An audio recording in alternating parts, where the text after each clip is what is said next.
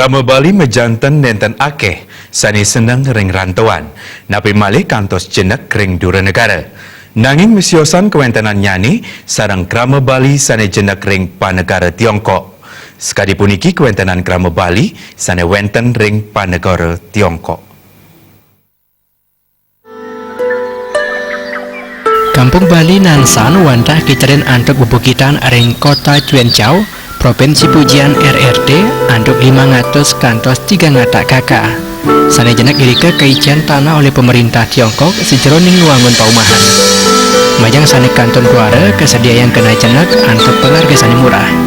Dawag warse siu 916 siki, kesarengin antuk sama pitung dasa kutus dari kramu Tionghoa perantauan, saya dasa diri kramu Bali asli rauh ring Tiongkok saking Indonesia, saya jenak ring widangan Cuencau. Ipun dari Merabian sarang kramu Tionghoa, saya jenak ring kampung Bali.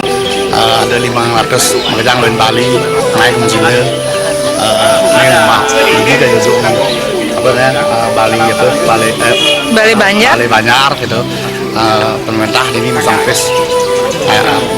ini Bali Banjar ini di desa ini mengejar bisa Bali mengejar Bali woi mengejar akori mengejar lain Bali itu lah aman di desa ini mengejar akori lungnya kita aman ada desa macam ini bin mengejar lain Bali itu lah mesin akor tuh wah kita apa ini aman kita apa pada kena mati ya apa mengakori lah mengejar akori mengejar melung sudah.